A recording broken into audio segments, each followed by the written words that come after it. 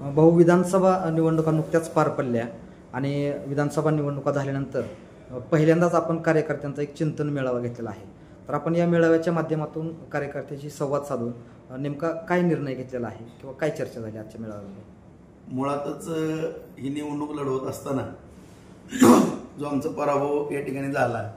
आमची पार्टीची एवढी मोठी झालेली होती की थोडं अंतर्गत काही क्लब होते आणि एकमेकाच्या नाराजीतून हे या ठिकाणी आम्हाला पराभवाला सामोरं जावं लागलं. परंतु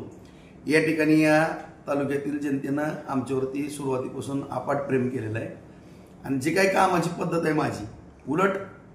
माझ्याकडनं काही चुका झाल्या असतील किंवा काही अनावधानी काही गोष्टी राहिल्या असतील,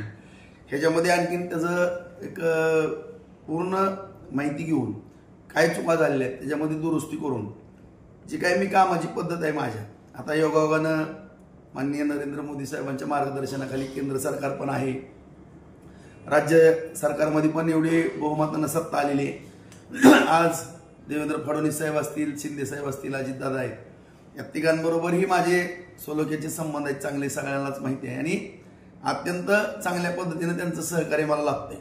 त्यामुळं जी कामाची माझी पद्धत आहे त्याच्यामध्ये आणखीन दुप्पट वाढ होऊन ज्या ज्या काही गोष्टी मला शक्य आहेत त्या तालुक्याच्या हिताच्या, त्या सगळ्या गोष्टी पूर्ण करण्याच्या दृष्टिकोनातून रात्रीचा दिवस करून आणखीनही मेहनत घेऊन या तालुक्यातल्या जनतेची मनं जिंकण्याचा मी निश्चितपणानं प्रयत्न